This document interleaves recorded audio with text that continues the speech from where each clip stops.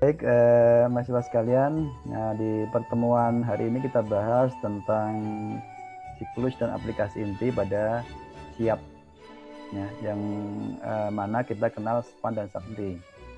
Walaupun di aplikasi-aplikasi terkait dengan SIAP masih ada, ya, misalkan nanti ada DM-FAS, penggajian, ya, dan lain sebagainya.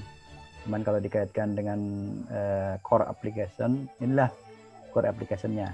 Rekan-rekan mahasiswa, kalau kita bicara mengenai SPAN dan SAKTI, ya, dikaitkan dengan Public Financial Management, ya, maka dua aplikasi ini adalah bagian dari elemen PFM yang paling utama atau major, ya, terkait dengan modernisasi anggaran dan perbendaharaan.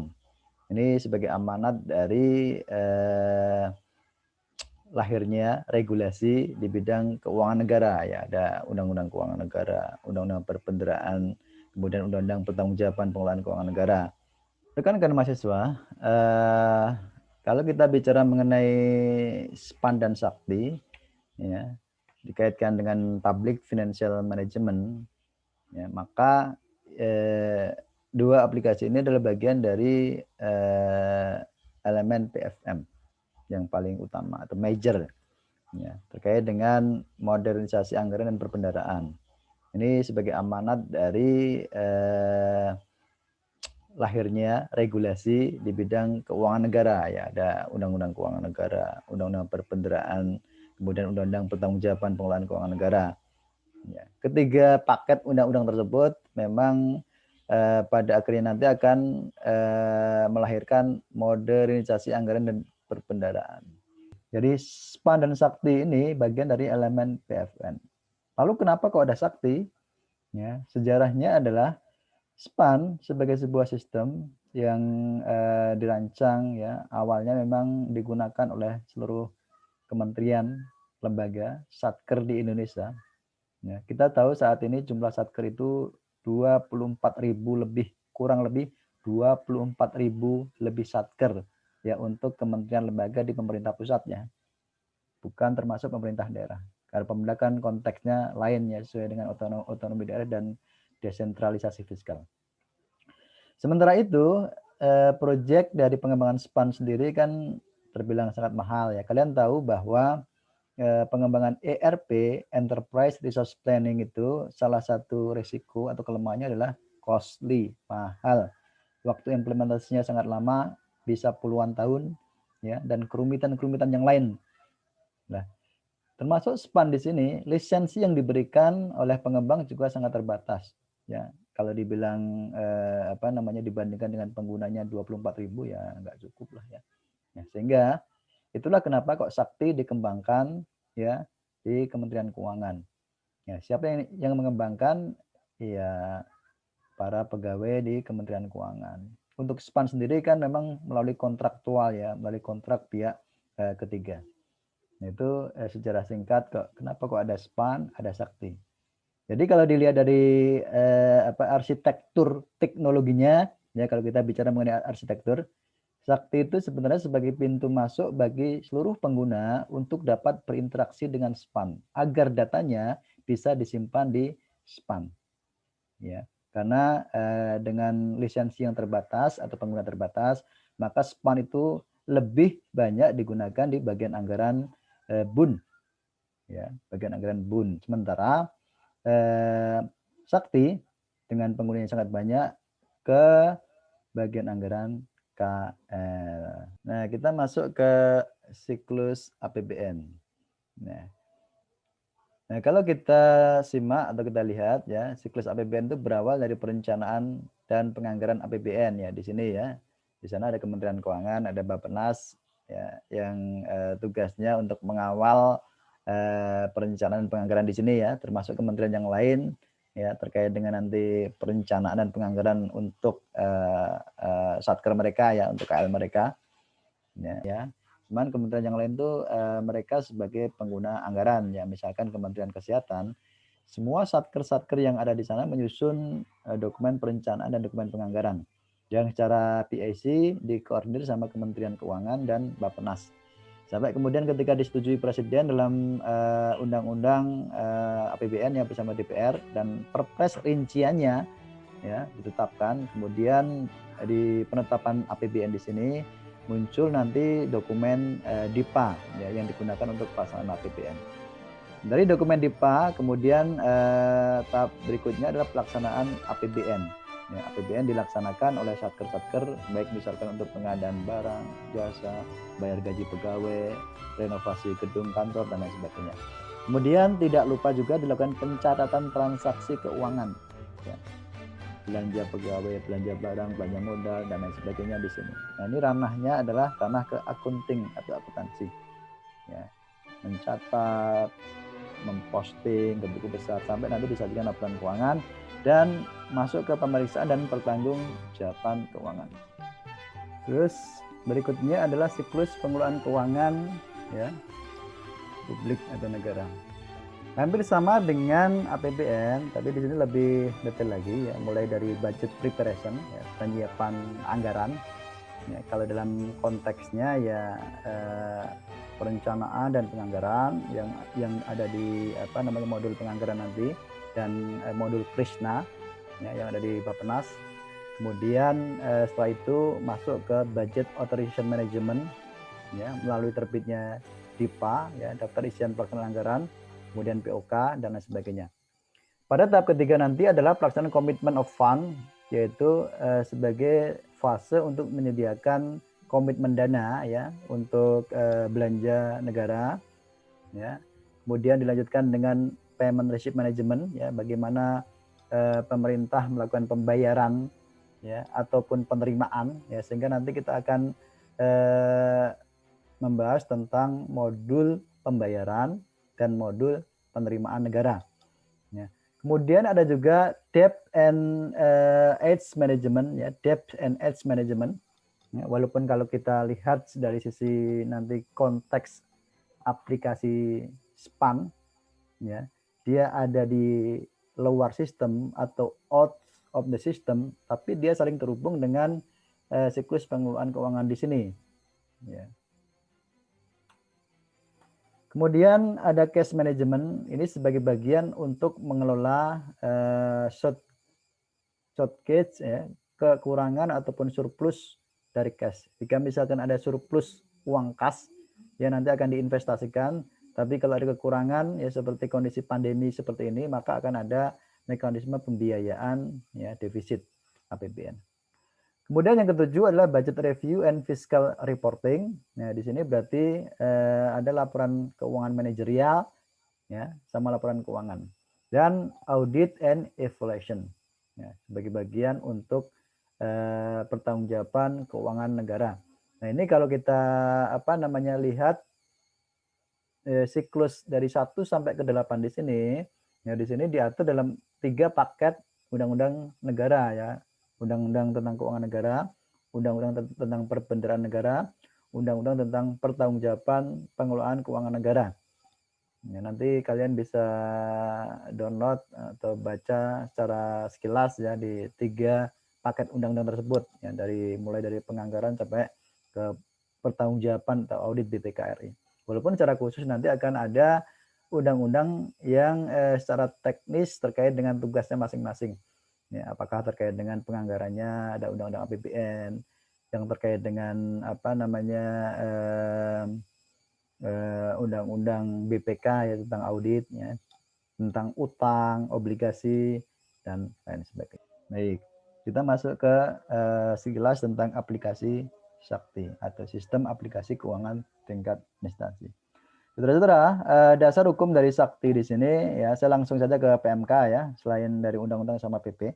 Ya, PMK nomor 159 yang di-update ya, PMK 203 tentang pelaksanaan piloting Sakti. Nah, jadi kenapa kok perlu piloting? Ya tadi saya sampaikan mungkin termasuk juga sepadan Sakti kok perlu dipiloting kan, karena tingkat penggunanya sangat banyak ya, ada 24.000, sementara ya mereka harus dilatih, dididik ya bagaimana menggunakan modul atau aplikasi. Di sisi yang lain, infrastruktur yang ada apakah hardware, komputer, jaringan dan termasuk aplikasi itu kan juga masih terbatas kan ya dari sisi kapasitasnya, sehingga harus bertahap dikembangkan. Sehingga pemerintah dalam hal ini dalam implementation conversion ya, kalau kita lihat tataran pengembangan sistem tersebut ya, maka piloting dijadikan sebagai satunya apa namanya metode implementasi ya, nggak menggunakan misalkan direct conversion ataupun parallel conversion dan sebagainya. Termasuk juga perdirjen perbendaharaan di sini ada banyak perdirjen ya yang mengatur tentang petunjuk teknis bagaimana modul-modul itu digunakan dari komitmen sampai ke akuntansi dan pelaporan sakti. Modul ini perdirjen ini bisa di-download ya gratis, ada di situsnya Kementerian Keuangan, di JPP, di web-web yang lain juga banyak ya, silakan nanti dicari. Cuma nanti kita ketika membahas tentang komitmen, bendahara, pembayaran memang nggak akan banyak belajar secara teknis ke aplikasi di sana, tapi minimal mengenal lah ya di komitmen itu ada menu apa saja, ada fitur apa saja, data yang diolah apa ya dan lain sebagainya. Tapi nggak akan misalkan bagaimana langkah-langkah misalkan membuat data pemasok supplier, misalkan klik menu file, kemudian buka user, masukkan user apa namanya akses dan seterusnya ya. Kita nggak akan banyak belajar ke sana. Karena tujuan pembelajarannya kan lain, beda dengan teman kalian di prodi manajemen keuangan ya yang membahas tentang mata kuliah aplikasi keuangan, mungkin ya belajar ke arah sana secara praktik. Kemudian sakti ya berdasarkan PMK nomor 159 didefinisikan sebagai aplikasi yang digunakan untuk mendukung pelaksanaan SPAN. Nah, ini yang saya sampaikan tadi di awal ya. Pada instansi pemerintah meliputi dari modul penganggaran, komitmen, pembayaran, bendahara, sampai akuntansi dan pelaporan keuangan. Jadi semua modul-modul tersebut yang dioperasikan ya saling terkait dengan SPAN. Bagaimana aplikasi Sakti itu? Dia mengintegrasikan seluruh aplikasi Satker yang ada. Ya. Untuk Satker saat ini yang belum menggunakan Sakti ya, dari aplikasi RKKL itu untuk penganggaran, kemudian aplikasi apa namanya SAS ya terkait dengan pencairan anggaran ya, ada SPP, SPM, kemudian juga aplikasi Saiba, Simak PMN, yaitu semuanya diintegrasikan oleh Sakti. Jadi cukup satu aplikasi nanti. Penggunanya siapa? Dari level satuan kerja sampai ke kementerian dengan database tunggal atau single database. Kemudian kalau dilihat dari fungsi utamanya mulai dari perencanaan penganggaran, ya, pelaksanaan dan pertanggungjawaban anggaran. Jadi ini adalah siklus-siklus APBN ya, atau siklus di manajemen keuangan pemerintah tadi walaupun enggak semuanya ya, karena ada aplikasi lain yang tidak dicakup di sana. Kemudian berinterface dengan SPAN pada tiap siklus penganggaran. Jadi nanti adalah modul yang kita bahas ya di modul Sakti. Pertama penganggaran, yang kedua komitmen, yang ketiga bendahara, yang ketiga pembayaran. Ya, kalau kita lihat di sini ya dari komitmen, bendahara, pembayaran ini dia masuk ke siklus pengeluaran ya. Dalam expenditure cycle ya ketika kita kaitkan di pembahasan sianya, termasuk nanti juga terkait dengan persediaan dan aktivitas tetap. Kemudian modul persediaan, aktivitas tetap, piutang, akuntansi dan pelaporan ya. Ini nanti adalah modul-modul yang ada di Sakti. Nah, bagaimana ruang lingkupnya? Nah, kalau kita lihat ini adalah aplikasi yang ada saat ini yang masih digunakan oleh KL-KL di luar Kementerian Keuangan ya, seperti Kemendagri, ada RKKL ya. Ini nanti digantikan oleh modul penganggaran. Tahun 2020 di sini ya, modul penganggaran sudah mulai dipilotingkan ya. Jadi saya kira ya RKKL DIPA ini sudah mulai tidak dipakai ya di tahun 2020. Nah, kemudian ada aplikasi SAS. Ya, ini digunakan untuk apa namanya komitmen sama pembayaran ya. Ini untuk Kementerian Keuangan sudah digantikan ya, sudah menggunakan ini. Kemudian di aktiva tetap ada Simak BMN, persediaan juga ada modul persediaan ya. Kemudian di bendahara ada Silabi, akuntansi ada Syaiba. Ini kalau kita lihat ruang lingkupnya ya. Jadi dari apa namanya penganggaran sampai ke pelaporan, termasuk administrasi ya. Cuman administrasi ini kan hanya menjelaskan tentang bagaimana konfigurasi sistem kan ya. Baik, kita lihat lagi fiturnya tadi sudah kita bahas integrasi database, single entry point, ya, kemudian multi user, multi shadker. Satu aplikasi bisa digunakan oleh banyak shadker, banyak pengguna. Level user dari operator, ya, kemudian penguji sampai ke yang memberikan persetujuan atau approver. Penerapan akses control list, ada pengendalian akses, kemudian kompatibilitas dengan span, basis akuntansi akrual secara transaksional. Jadi sejak ada transaksi itu langsung akrual, ya, bukan akrual di akhir periode. Ini yang membedakan dengan aplikasi Simda misalkan, ya, yang dibangun BPKP untuk pemerintah daerah. Kemudian open closing period, locking transaksi dikunci begitu di input, ya, sehingga tidak bisa diubah-ubah lagi. Kemudian periodenya ada 14, dari standar 12 Januari sampai Desember, 13 unaudited, 14 audited. Kemudian ADK interface ini adalah ada kontrol, ya, berupa ADK di enkripsi, di hashing, kemudian diterapkan PIN, ya, personal identification number. Dan ada historical dan log data. Ini sebagai bagian dari penerapan audit log atau audit trail, ya, jejak audit yang nanti bisa ditelusuri, ya, ketika dibutuhkan. Nah, berdasarkan PMK 159, prinsip-prinsip dasar dari Sakti ada beberapa hal sebagai berikut, ya. Dari Sakti digunakan entitas akuntansi dan entitas pelaporan, ya, kementerian, negara, dan lembaga, ya. Kemudian transaksi dilaksanakan oleh entitas akuntansi dan entitas pelaporan secara sistem elektronik, nggak manual lagi, nggak menggunakan kertas lagi. Ya, ini yang disebut dengan sistem list paper, ya, masih menggunakan tapi sedikit, minimal sekali. Ya. Pemerintah masih menggunakan kertas, ya, untuk, ya, kegiatan operasional di kantor lah, ya. Ya, cuma nanti ketika di input ke sistem, ya, ini sudah menggunakan skema minimal kertas. Dan lain sebagainya, nanti kalian baca saja prinsip-prinsip dasar yang lain, ya, apa saja.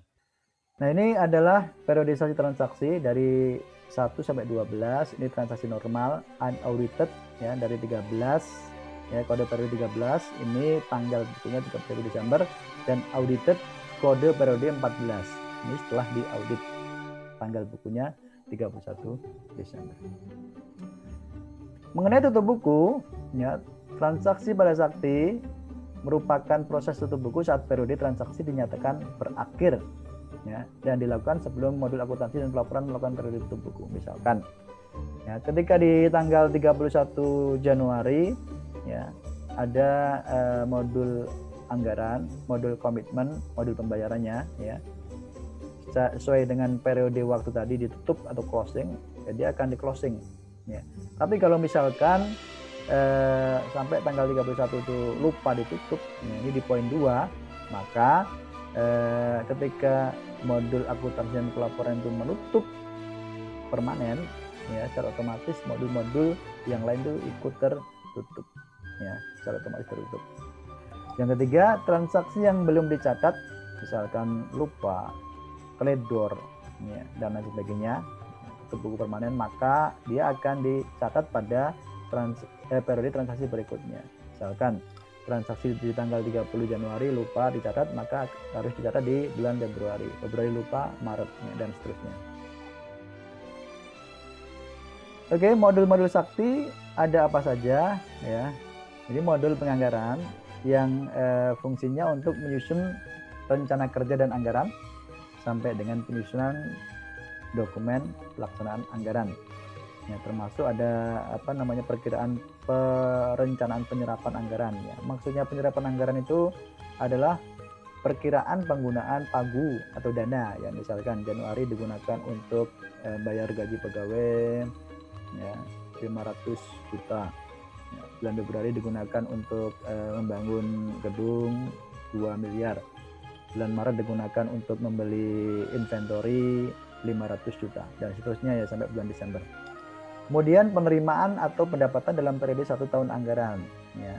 Jadi termasuk pendapatan juga, misalkan pendapatan pajak, pendapatan PNBP, ya. Katakanlah kantor pajak di Pondok Aren, ya. Perkiraan penerimaan pajak di bulan April, ya, 1 triliun rupiah misalkan, ya, itu diadministrasikan di DIPA tersebut. Ruang lingkup di modul di sini meliputi penyusunan anggaran dan pelaksanaan revisi anggaran. Ya, di penyusunan anggaran di situ berarti bagaimana entitas atau satker membuat kertas kerja dan RKA satker, ya, serta pembuatan RKKL unit eselon 1. Di revisi anggaran, ya misalkan ada perubahan penggunaan ya, DIPA. Ya, awalnya misalkan di DIPA tersebut belum ada alokasi untuk bangun asrama, ya asrama mahasiswa katakanlah di PKN STAN ya. Tapi ada permintaan khusus untuk membangun asrama. Nah, sehingga dilakukanlah revisi anggaran. Outputnya apa? Usulan RKKL, usulan revisi DIPA, ya, data pagu. Ini untuk outputnya. Nanti kita akan bahas di pertemuan pekan depan jadi untuk modul penganggaran ini. Kemudian contohnya adalah seperti ini. Ada kelompok transaksi, data anggaran belanja, ya, kemudian data estimasi PNBP, data estimasi pendapatan pajak. Ya, fungsinya misalkan di data anggaran belanja ya, sebagai kontrol realisasi belanja atau transfer daerah. Ya, jadi komponen laporan realisasi anggaran ya, belanja atau penyerapan dana, jurnal yang dipakai single entry. Ya, saya kira kalian sudah paham di akuntansi pemerintah ya, kita lanjut saja. Kemudian di modul komitmen ini sebagai bagian dari modul pelaksanaan anggaran. DIPA-nya sudah jadi bagaimana nanti satker mencatat data supplier, data kontrak, berita acara serah terima dalam rangka pelaksanaan APBN untuk mendukung pelaksanaan pagu, kemudian perencanaan kas dan referensi dalam pelaksanaan pembayaran.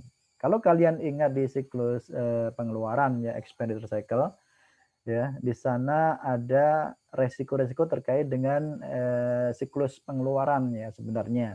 Ya, apakah misalkan membeli dari supplier yang tidak Anda buruk kualitasnya ya dan lain sebagainya. Sehingga salah satu mekanisme ya adalah dengan membuat atau menata bukukan ya data induk supplier atau pemasok yang sudah disetujui oleh manajemen.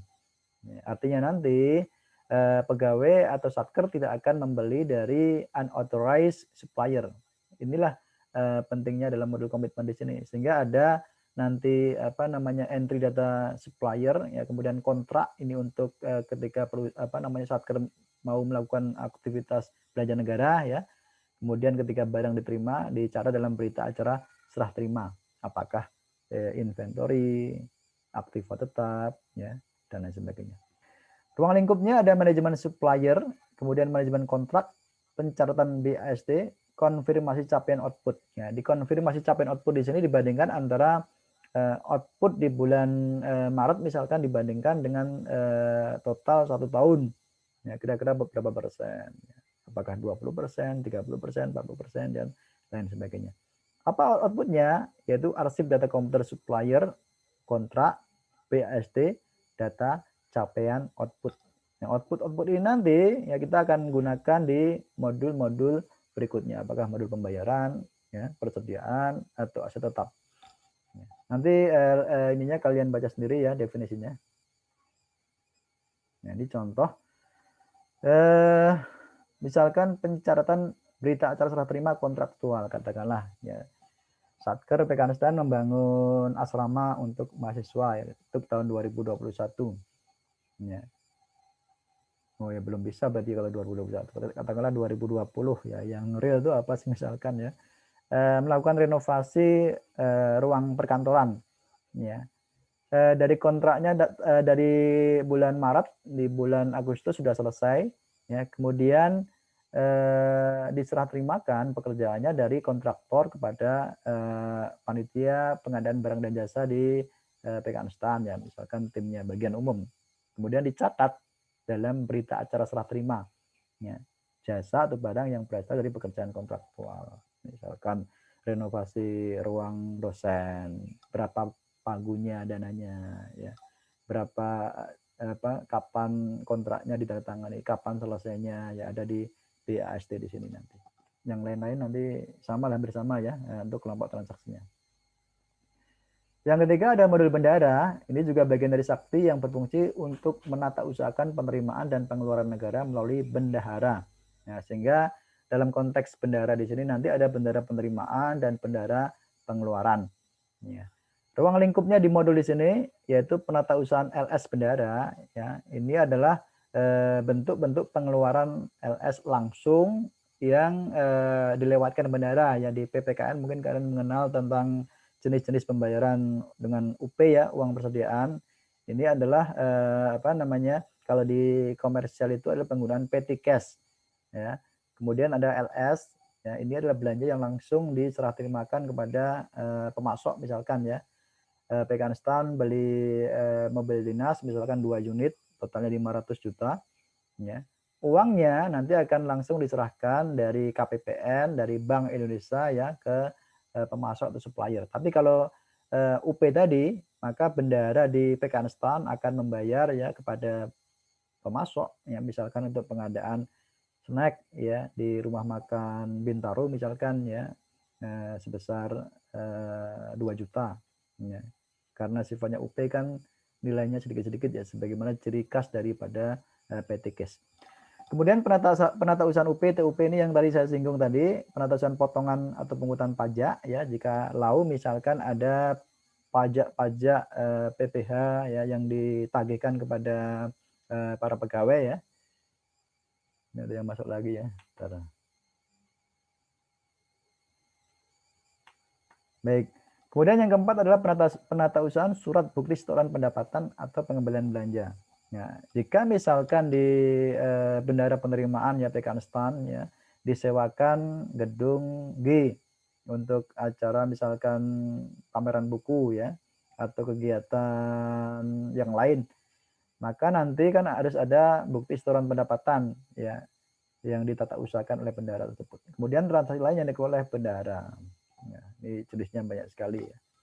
Kita lewati saja. Outputnya adalah laporan pertanggungjawaban bendara. Kelompok transaksi ya dari mencatat uang masuk, dana titipan, pengembalian belanja, pungutan pajak dan lain sebagainya. Misalkan uang masuk ya, fungsinya apa? Berisi penerimaan ya, bendara pengeluaran atau bendara penerimaan baik PNBP umum atau PNBP fungsional. Kalau PNBP umum itu contohnya ya tadi PKN STAN menyewakan gedung kantor ya, gedung G misalkan ya. Tapi kalau PNBP fungsional itu contohnya adalah misalkan BPA Migas, ya, Kementerian ESDM, ya, salah satu fungsinya itu terkait dengan operasionalisasi blok-blok migas. Ya, kan dia punya kewajiban untuk apa namanya menerima pembayaran PNBP setoran migas ya dari kontraktor-kontraktor, apakah perusahaan minyak dari Malaysia, ya, dari Kanada, dari Inggris, dari Amerika dan lain sebagainya. Baik ya, lainnya nanti kalian baca. Saya lanjut ke modul pembayaran. Ini juga bagian dari Sakti untuk pengajuan pembayaran atas beban APBN, mengesahkan pendapatan dan belanja, dan mencatat surat perintah pencairan dana. Outputnya apa? Dari SPBY, PPDH, SPP, SPM yang dipersamakan. ADK-nya ADK RT, SPM, dan yang dipersamakan. Nanti lebihnya kita akan bahas lagi ini di modul pembayaran. Kemudian contoh transaksi modul pembayaran ya, satu transaksi terkait pembuatan SPP, SPM, SP2D sampai transaksi terkait pengesahan hibah barang atau jasa surat berharga. Modul persediaan bagian dari Sakti yang berfungsi mencatat transaksi barang persediaan ya seperti kertas, pensil, flash disk ya. Flash disk masuk ke persediaan ya sesuai dengan kebijakan akuntansi karena nilainya di bawah 1 juta. Ya. Kemudian pembuatan jurnal transaksi dan pembuatan laporan persediaan. Fitur-fiturnya lingkupnya ada setup metode. Ini merupakan kegiatan setup metode pencatatan dan metode penilaian ya. Ya, apakah pencatatan menggunakan misalkan periodik, perpetual, penilaian menggunakan FIFO, LIFO, dan lain sebagainya. Referensi barang merupakan kegiatan mengolah referensi barang persediaan, kemudian perekaman transaksi persediaan, merekam transaksi masuk, transaksi keluar, opname fisik. Ya, misalkan masuk itu kan ketika ada pembelian, keluar ketika ada hibah, dihibahkan atau dihapuskan, ya, dan lain sebagainya. Outputnya ada buku persediaan, laporan persediaan, dan jurnal persediaan. Kelompok transaksi persediaan masuk misalkan mencatat penambahan persediaan ya, baik yang berasal dari pembelian, dari hibah masuk, transfer masuk dan lain sebagainya. Termasuk keluar juga sama ya. Hibah keluar, transfer keluar dan lain sebagainya. Kemudian ada bagian modul aktiva tetap, ini juga bagian dari sakti yang fungsinya mencatat, melaporkan barang milik negara berupa aset tetap dan aset tidak berwujud. Ya. Dari fitur-fitur atau lingkup transaksi barang milik negara ya, di sana ada perolehannya, ada perubahannya. Perubahan itu seperti misalkan kalau ada kapitalisasi yang perlu dimasukkan ya, ada apa namanya penambahan kalau kendaraan bermotor ya penggantian atau overhaul mesin. Ya, kalau gedung itu berarti ya renovasi gedung, ya. Kemudian penghapusan transaksi KDB, ya ini kontrak apa namanya dari perolehan pengembangan transaksi lainnya, ya dan lain sebagainya. Ya. Kemudian ada penyusutan juga, ada juga transaksi BUMN bersejarah, misalkan seperti Monumen Nasional, Candi Borobudur, ya. Kemudian juga barang milik negara bersejarah lainnya, termasuk transaksi pihak ketiga. Outputnya buku barang ya, barang-barang yang dimiliki apa, laporan BMN, jurnal aktiva tetap dan sebagainya ya. Kemudian DBR, daftar barang di ruangan, KIB, histori BMN dan lain sebagainya. Ini juga nanti akan kita bahas secara panjang lebar di modul aktiva tetap. Ini contohnya kelompok transaksi perolehan barang milik negara ya, atau konstruksi dalam pekerjaan ya, ada fungsinya untuk mencatat perolehan BMN baru yang berasal dari saldo awal, pembelian transfer masuk, hibah masuk, penyelesaian pembangunan, reklasifikasi masuk dan perolehannya. Penghapusan BMN ya, misalkan ada mencatat pengeluaran suatu BMN dan pelaporan BMN. Ya, misalkan kendaraan bermotor sudah tua usianya ya 30 tahun dihapuskan ya, nanti melalui menu-menu yang ada di penghapusan barang milik negara di sini di modul aktiva tetap. Kemudian modul piutang ini bagian sakti yang berfungsi untuk melakukan penatausahaan transaksi piutang di Satker Pengguna Sakti. Ya. Sampai sekarang ini transaksi-transaksi terkait dengan PNBP ya, pendapatan negara bukan pajak ya, diadministrasikan melalui modul piutang. Adapun misalkan transaksi lainnya seperti penerimaan pajak ya, belum menggunakan modul piutang di sini, ya, tapi menggunakan aplikasi yang dibangun oleh Dijen Perpajakan ya, Dijen Pajak ya. Di sana ada sistem informasi DJP misalkan ya. Di Bea Cukai juga ada CAISA. Ya. Jadi untuk apa namanya piutang perpajakan ya, kalau dikaitkan dengan modul piutang di sini belum terhubung, belum dilakukan secara langsung ya, tapi nanti melalui mekanisme pengiriman data ya dari DJP, DJPC ke aplikasi yang ada di SPAN dan Sakti di sini. Ini misalkan contoh kelompok transaksi pencatatan piutang baru, fungsinya mencatat piutang tahun berjalan, kemudian ada saldo awal, mencatat piutang tahun anggaran yang lalu, settlement, pembayaran piutang melalui settlement ya, SPS, SSBP dan lain sebagainya. Nanti kita akan bahas juga ini di pertemuan khusus tentang piutang.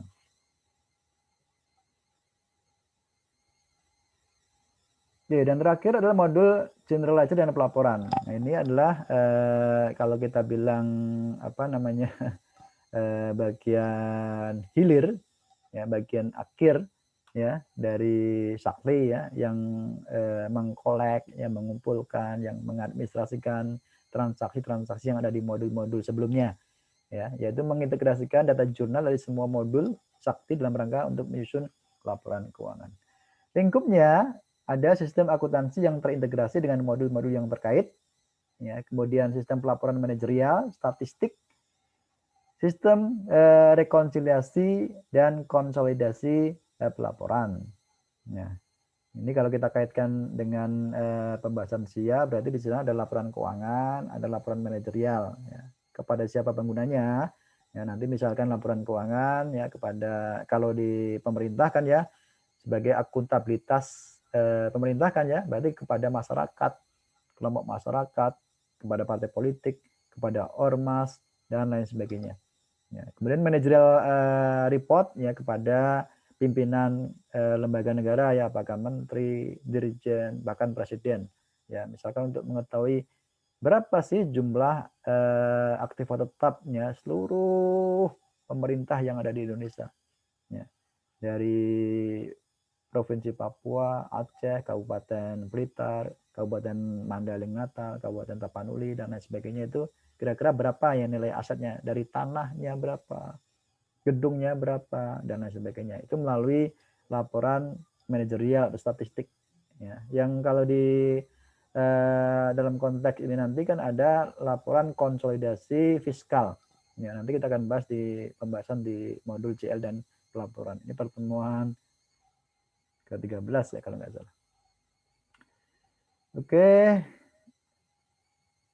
outputnya laporan operasional, laporan perubahan ekuitas, neraca, LRA ya untuk saktinya. Sementara nanti di modul JL yang ada di SPAN kan ada laporan-laporan yang terkait dengan misalkan cash flow-nya ya, yang apa namanya menyusunnya kan BA Bun kan ya, bukan BAKL. Ini misalkan contoh kelompok transaksi ada jurnal manual, fungsinya untuk mencatat jurnal manual melalui modul CLP untuk membuat semua jurnal yang tidak terdapat pada modul jurnal penyesuaian atau khusus. Jurnal penyesuaian khusus mempermudah pengguna dalam melakukan jurnal penyesuaian. Jurnal penyesuaian khusus akan memberikan pasangan jurnal secara otomatis. Jadi ini apa namanya, karena otomatis maka akan meningkatkan keandalan ya, sebagai kontrol atau pengendalian. Ya, karena kalau kita ingat apa namanya, salah satu resiko terkait dengan general ledger reporting ya di bagian apa misalkan updating buku besar ya, the general ledger kan terkait dengan ketidakakuratan kan ya atas jurnal-jurnal. Ya, maka salah satu mitigasinya ya diotomatisasi tadi ya, entry datanya tidak secara manual. Tapi kan nggak semua hal bisa dilakukan secara otomatis. Ada penyesuaian tertentu yang tidak bisa diotomatisasi, harus melakukan dengan jurnal manual. Nah, ya, karena misalkan saking banyaknya transaksinya, ragamnya ya, nggak mungkin diotomatisasi satu persatu karena tingkat variasinya banyak. Kemudian jurnal balik dan monitoring jurnal. Hubungan antar modul kita bisa lihat, kalian bisa lihat yang misalkan contohnya di sini ada modul aset tetap dan persediaan ya. Misalkan dalam hal apa namanya, ada pembelian aset tetap atau persediaan, maka nanti jurnalnya yang dihasilkan akan dimasukkan secara otomatis ke modul CLNP di sini ya. Jadi tidak perlu diinput ulang ke sini. Ya, karena otomatis dihasilkan di sini. Kemudian kalau ada closing periode nanti dari CLP akan dipasok ya, di feeding ke modul aset tetap dan persediaan. Contoh lain misalkan modul piutang. Ya, jika ada transaksi piutang tadi, ya katakanlah penyewaan gedung tadi akan langsung masuk ke sini. Ya, closingnya juga sama. Yang lain nanti silakan kalian baca ya. Oke, bagaimana interkoneksi Sakti dengan sistem eksternal? Tadi saya sampaikan ya di awal bahwa SPAN dan Sakti ini sebagai core system di Siap. Ada aplikasi-aplikasi lain yang sangat banyak ya jumlahnya ya. Apakah DM-Fast misalkan ya. Kemudian aplikasi di Dijen Anggaran ya, Simponi dan lain sebagainya. Bagaimana hubungannya? Ya, misalkan di DJKN ada aplikasi SIMAN, Sistem Informasi Manajemen Aset Negara. Ini pada prinsipnya juga hampir sama sebenarnya ya untuk mencatat data aset tetap. Ya, cuman SIMAN itu kan dibangun terlebih dahulu sebelum pembangunan modul aset tetap selesai. Jadi sebagai jalan pintas. Ya, nanti apa namanya hubungannya adalah bahwa aset tetap yang dicatat di SIMAN itu kan harus sama dengan aset tetap yang dicatat di Sakti atau SPAN ya, di neraca LKPP. Angkanya harus sama, jumlahnya harus sama. Ya mungkin dari sisi tingkat kedetailannya ya, perinciannya ya mungkin akan berbeda. Di SIMAN lebih detail, di SPAN dan Sakti mungkin nggak sampai sedetail yang ada di SIMAN. Kemudian di DCA ada custom web sama Simponi. Ya, Simponi itu digunakan terkait dengan nanti penganggaran ataupun penerimaan negara ya. Kemudian custom web untuk bendahara. Di apa namanya aplikasi DJPP juga ada aplikasi GPP ini tentang penggajian dan OMSPAN yang sama-sama digunakan juga untuk pola komunikasi antara SPAN dan Sakti. Di DJP ada aplikasi-aplikasi perpajakan, ya ada sistem informasi perpajakan. Untuk apa? Untuk mengestimasi pendapatan, realisasi pendapatan, mencatat piutang pajak, utang pajak, ya, dan lain sebagainya. Termasuk di DJPJ juga ada aplikasi Caisa yang digunakan apakah untuk estimasi pendapatan, realisasi, SPM, dan sebagainya. Nah, di sini ya kalau kita lihat bagaimana antara sistem eksternal di sini dengan Sakti terhubung. Kemudian ada aplikasi Mon Sakti, ya ini sebagai monitoring sistem aplikasi keuangan tingkat instansi, tool yang digunakan oleh pengguna apakah untuk pengawasan dan pengendalian internal Satker, monitoring dan evaluasi pelaksanaan anggaran Satker dan BUN, kemudian monitoring dan evaluasi sistem aplikasi.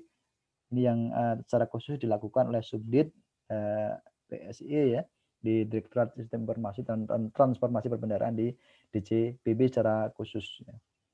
Oke, topologi Sakti nanti kalian baca sendiri ya, apa bedanya desktop sama versi web. Ya. Tentu kan ada risiko dan kelemahannya dari masing-masing. Kalau misalkan sistem itu bisa diakses ke web seperti kalian akses Facebook atau sosmed, ya kan risikonya kan besar sekali ya, dari pencurian data ya, atau dari penyusupan ya, dari gangguan jaringan dan lain sebagainya. Evolusi teknologi Sakti nanti kalian baca dari 2014 ya, sampai ketika dibangun di awal-awal desktop dengan Java version 6.45 sampai sekarang dengan penggunaan Oracle versi 12 ya. Kemudian ketika milestone juga kalian baca. Kita masuk ke overview SPAN.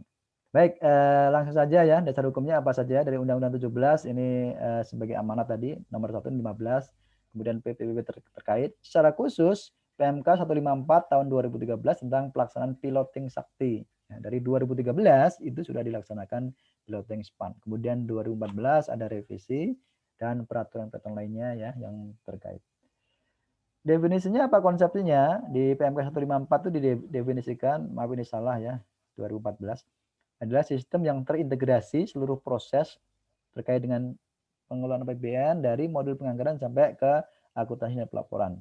Kemudian menggabungkan beberapa fungsi dari perencanaan anggaran, pelaksanaan, manajemen cash, akuntansi, dan pelaporan dalam satu sistem, satu aplikasi. Ya, sistem informasi keuangan negara yang terintegrasi mendokumentasikan setiap transaksi keuangan dan mendukung penyajian laporan keuangan dan manajerial. Kemudian didesain dengan relasi yang baik antara pemilihan software, hardware, SDM, prosedur, kontrol, dan data, dan otomatisasi dan dengan data yang terpusat. Tujuan SPAN apa? Ya, meningkatkan efisiensi, efektivitas, akuntabilitas sampai transparansi dalam pengelolaan anggaran perbedaan negara. Ini sesuai dengan amanat awal bahwa di awal-awal reformasi birokrasi pengelolaan keuangan negara tadi kan ditengarai bahwa pengelolaan anggaran dan perbendaharaan itu masih jelek. Ya, apakah lelet, ya, tidak transparan, kemudian juga waktu pelayanannya sangat lama, ya, itu bisa lama. Kemudian menyempurnakan proses bisnis dan pemanfaatan teknologi informasi keuangan negara yang terintegrasi, ya, sehingga tadi dari penganggaran sampai ke akuntansi dijadikan satu, diintegrasikan, memberikan informasi yang komprehensif dan tepat waktu tentang posisi keuangan pemerintah pusat. Jadi saldo kas per tanggal sekarang ya 9 Oktober itu berapa sih jam sekarang ya, jam 3:04. Kemudian memudahkan pengambilan keputusan dalam manajemen keuangan pemerintah, ini juga sama ya. Kalau datanya, informasinya ada kan keputusan bisa diambil. Kemudian pilar utama SPAN ada 3. Pertama, penyempurnaan proses bisnis pada 2009 sampai 2012. Ini adalah tahun-tahun di mana bisnis proses improvement dilakukan. Penyempurnaan proses bisnis ini berupa bagaimana prosedur-prosedur terkait dengan transaksi-transaksi dari penganggaran sampai ke pembayaran ya, kemudian penerimaan itu diperbaiki proses bisnisnya. Ya. Kalau memang waktunya itu bisa sehari, kenapa harus seminggu? Kalau misalkan nggak harus ketemu orang, ya kenapa kok ketemu orang ya? Kalau bisa teknologi ya, itu dilakukan pada 2009 sampai 2012 ya. Pada saat SPAN mau dioperasionalkan di 2013. Tapi bukan berarti sampai 2020 di sini tidak ada bisnis proses improvement ya, masih ada ya proses penyempurnaan proses bisnis, tapi yang paling mendasar itu di tahun ini ya. Yang kedua adalah manajemen perubahan dan komunikasi. Ini terkait dengan bagaimana disiapkan ya pola komunikasi dan perubahan untuk implementasi sistem ke setiap satker. Ya, karena SPAN penggunanya pada waktu itu di bagian anggaran BUN ya terutama, maka dikomunikasikan kepada mereka ya, direncanakan ya bahwa nanti akan pakai aplikasi SPAN untuk apa saja dari 2010 sampai 2013. Ya, kemudian teknologi informasi dari 2009 sampai 2017 ini misalkan dengan menyesuaikan hardware yang dimiliki oleh seluruh kementerian ya, standarisasi hardware ya, komputer, laptop, software, kemudian juga tool-tool yang dimiliki, jaringan-jaringan ya, LAN, kemudian internet ya, sehingga terkait dengan pembangunan SPAN di sini memang diiringi dengan pembangunan serat fiber optik yang dikomandoi Kementerian Kominfo ya, dari Aceh sampai ke Papua jaringan fiber optik sudah disiapkan. Ini kalau misalkan nggak ada internet ya, internet cuma ada di kota besar di Jakarta, Surabaya, Bandung, Medan, ya mungkin SPAN itu bisa jalan ya, sehingga ini sangat penting untuk teknologi informasi. Baik, apa keunggulannya? Pertama, otomatisasi dan audit real, jejak audit. Yang kedua, single database, rekonsiliasi data, list paper bukan tanpa kertas ya. Tanpa kertas itu paperless, tapi ini sedikit kertas, minimal kertas. Accrual accounting, personal penganggaran berbasis kinerja, kemudian kerangka pengeluaran jangka menengah 5 tahun, 10 tahun, sistem ada notifikasi, laporan bisa dikonstruk oleh pengguna ya, nggak kaku misalkan modelnya tabel saja ya, sesuai dengan keinginan pengguna. Baik, ini integrasi SPAN ya. Dari dulu ini aplikasi yang ada dari RKKL. Saya ketika di tahun 2006 ya sampai 2011 ya, awal pernah megang aplikasi RKKL di sini ya selama 5 tahunan. Ya, ini terkait dengan aplikasi penganggaran. Kemudian DIPA-nya ini juga masih terpisah pada waktu itu untuk pembayarannya ya. SP2D, manajemen cash, dan akuntansi pelaporan. Nah, itu semuanya diintegrasikan dalam satu database, satu sistem, satu aplikasi ya, melalui modul-modul yang ada di sini ya, di SPAN. Ruang lingkupnya seperti apa? Karena SPAN itu anggaran dan perbendaharaan negara, maka sejak awal dalam arsitektur memang hanya untuk budgeting and treasury ya, untuk sistem dalamnya ya. Ini nyusun anggaran di budgeting, treasury dari manajemen DIPA ya, kemudian manajemen komitmen, penerimaan pembayaran, manajemen cash sampai laporan keuangan. Namun demikian bukan berarti menegasikan aplikasi lainnya ya. Misalkan di sini ada pengadaan, pajak dan bea cukai, manajemen aset dan persediaan ya, sehingga ada modul aset, kemudian pembayaran gaji ya, GPP ya, kemudian ada manajemen utang dan hibah ya, dan lain sebagainya. Itu masuk ke sistem di luar dari SPAN atau outer ya. Modul SPAN ada apa saja? Pertama penganggaran, yang kedua komitmen, yang ketiga pembayaran, yang keempat modul penerimaan, yang kelima modul kas, yang keenam modul akuntansi dan pelaporan. Untuk definisinya ya nggak jauh beda ya, kalian bisa baca lah ya, misalkan di situ ada penganggaran ya, bagian dari SPAN untuk fungsi penganggaran meliputi planning ya, merencanakan anggaran, nyusun anggaran, pembahasan anggaran dengan DPR RI, karena sebagai di sini Kementerian Keuangan kan sebagai koordinator ya ketika nyusun anggaran, sebagai BUN juga ya, maka modul-modul ini ya disiapkan untuk satker di Kementerian Keuangan, ada bagian anggaran di Kementerian Keuangan, termasuk alokasi anggaran, menyusun rancangan APBN atau perubahan, revisi anggaran, monitoring dan evaluasi kinerja anggaran. Di modul komitmen juga sama, fungsi pengolahan data supplier dan data kontrak, dari pendaftaran supplier, merekam, validasi pengguna, apakah misalkan supplier namanya PT Jaya ini ada ya, PT-nya ada, nomor rekeningnya ada, pegawainya ada, lokasinya benar di Bintaro misalkan ya, kemudian perubahan penggunaan sampai pembatalan data supplier dan kontrak ya, misalkan ada supplier yang harus dihapus karena mereka terlibat dalam praktek korupsi misalkan, termasuk penerbitan dan penyampaian nomor register supplier NRS dan nomor register kontrak atau NRK. Informasi penolakan pendaftaran data supplier dan data kontrak jika misalkan supplier ya, harus ditolak karena syarat-syaratnya nggak lengkap, ya nggak ada NPWP-nya misalkan, atau masalah yang lain misalkan ya. Modul pembayaran juga sama, fungsi pelaksanaan pembayaran atas bahan APBN dan pengesahan pendapatan dan belanja meliputi penerbitan SP2D, penerbitan warkat, pelihat giro, penerbitan surat pengesahan pendapatan, dan sampai ke penerbitan surat kuasa pembayaran letter of credit atau LC. Ini terkait dengan mekanisme pembayaran dengan menggunakan skema LC. Penerimaan, fungsi penatausahaan transaksi penerimaan negara yang diterima melalui rekening milik BUN di Bank Indonesia, melalui bank atau pos persepsi, ya, Bank Mandiri, Bank BRI, dan lain sebagainya, potongan SPM dan pengesahan pendapatan belanja oleh KPPN. Modul kas, ya, fungsi-fungsi pengaturan rekening milik BUN, perencanaan kas, pemindah bukuan dana, rekonsiliasi bank, pelaporan manajerial, dan lain sebagainya. Dan terakhir modul akuntansi dan pelaporan, ya, sama dengan yang ada di Sakti tadi, ya. Yaitu dari nyusun laporan keuangan sebagai pertanggungjawaban APBN meliputi pemutakhiran data bagian akun standar, pertama, kedua konversi data transaksi keuangan, koreksi data transaksi keuangan, penyesuaian siksa pagu, jurnal penyesuaian, rekonsiliasi data, dan laporan keuangan. Dan nanti otomatis outputnya adalah LKKP, ya, untuk tingkat aplikasi SPAN. Nanti kan produk akhir yang dihasilkan kan laporan keuangan pemerintah pusat. Selain juga LKKL, laporan keuangan kementerian lembaga di tingkat Kementerian Keuangan.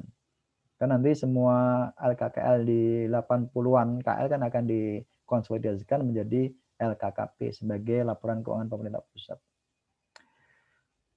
Posisi SPAN sebagai SSC, Share Service Center, tadi saya sampaikan, sempat saya singgung juga, ya, dengan ini saya update, ya, 24.000, ya, ini kan data yang lama, ya, sekarang sudah bertambah. Nah, mereka akses ke SPAN menggunakan Sakti, tapi untuk unit di Kementerian Keuangan sebagai BUN, ya, bagian anggaran BUN, mereka bisa langsung akses ke SPAN sebenarnya. Kemudian ada SPAN SMS, ini teknologi tahun 2013, ya, sebelum zaman sosmed seperti WA, Telegram, dan lain sebagainya, ya. Ini digunakan untuk pertukaran data, ya, menjembatani antara satker yang menggunakan SPAN dan Sakti nanti terkait dengan layanan di bidang apakah pengiriman SPM dan lain sebagainya.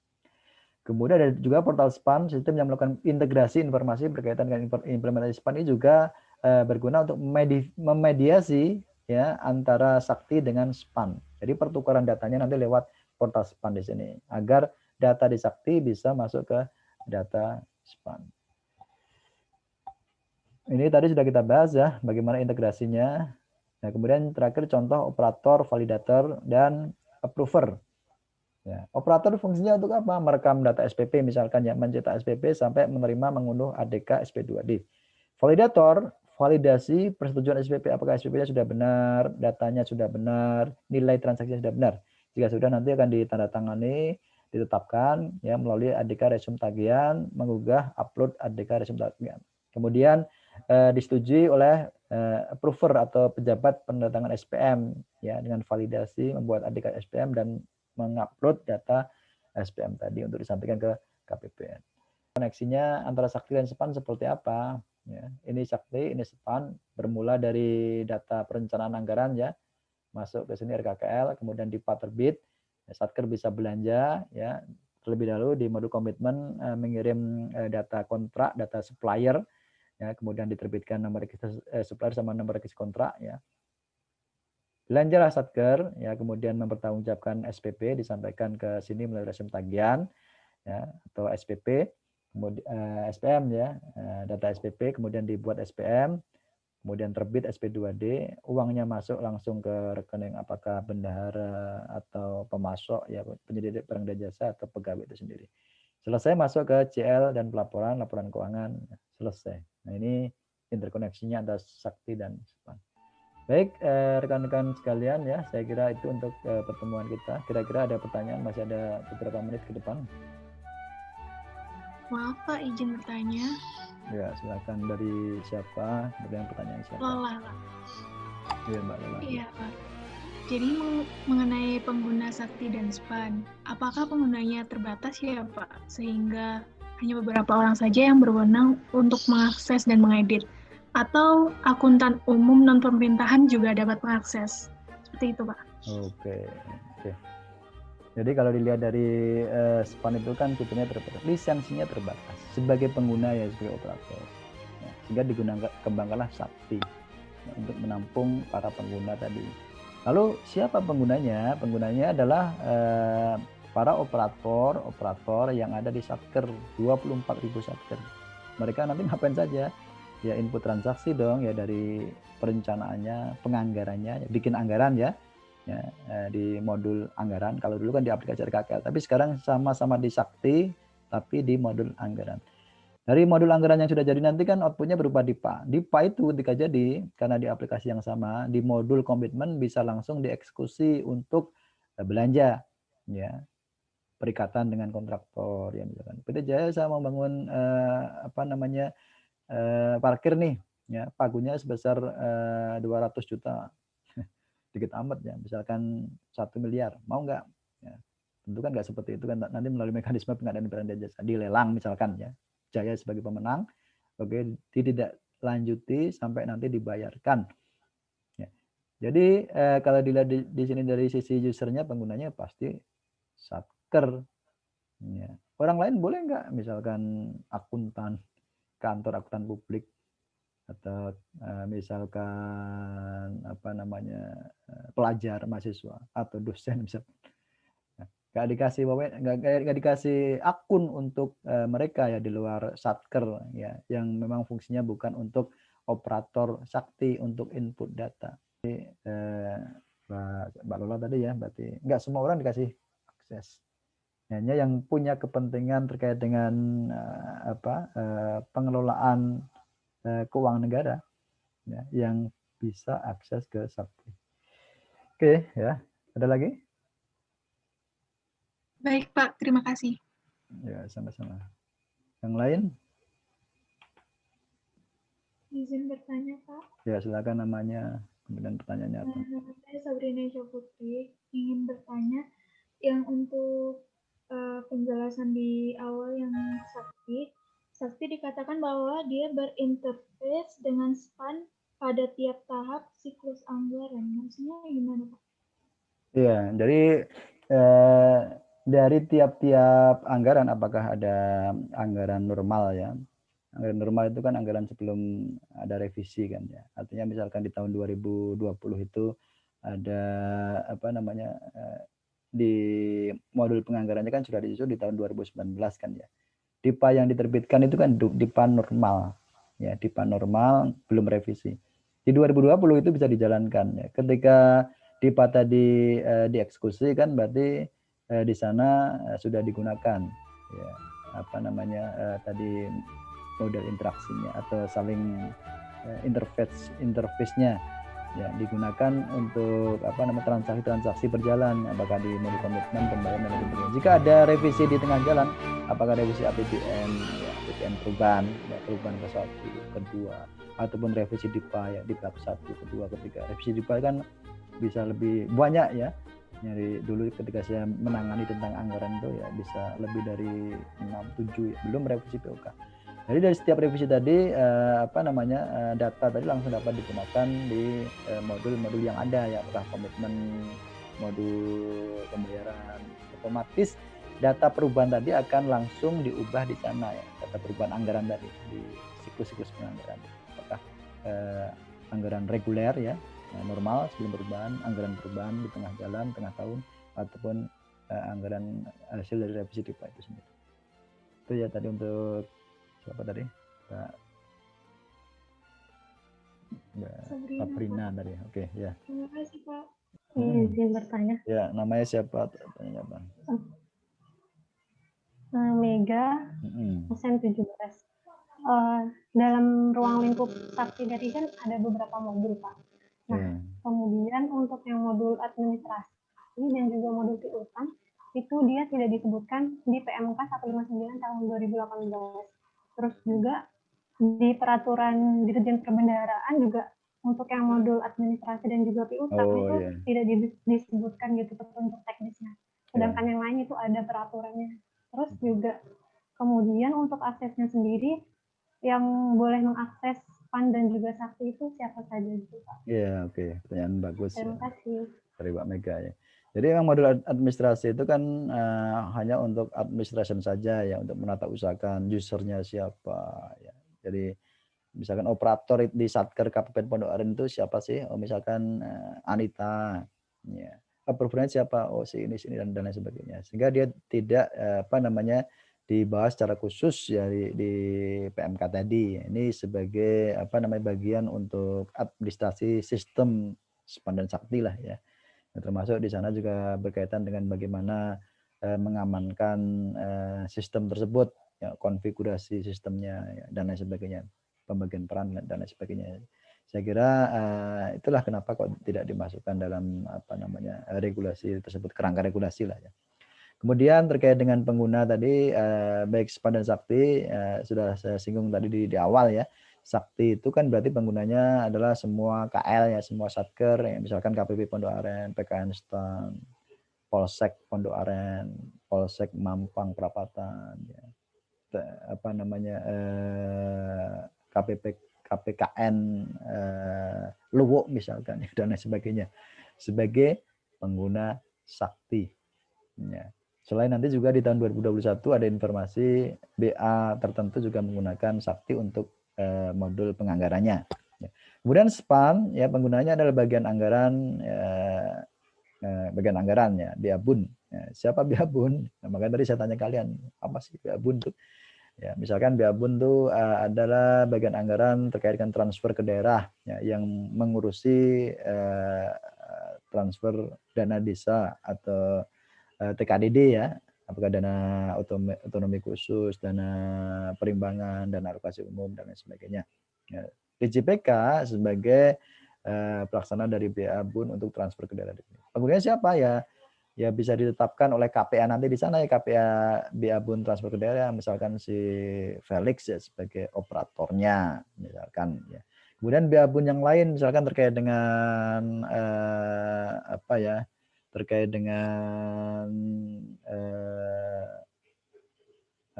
misalkan utang ya, yang dikelola oleh DJPPR ya. Siapa operatornya ya, berarti nanti ya orang-orang di sana ya cuman kan untuk utang di sini nggak ada di modul SPAN dan Sakti kan, yang ada di Emfas. Cuma nanti untuk komunikasi kan mereka ya modul di Emfas tadi juga tetap berkomunikasi dengan SPAN dan Sakti terkait dengan misalkan pencantuman nomor registernya, mekanisme pembayaran dan lain sebagainya. Kemudian juga ada BA-Bun tertentu misalkan terkait dengan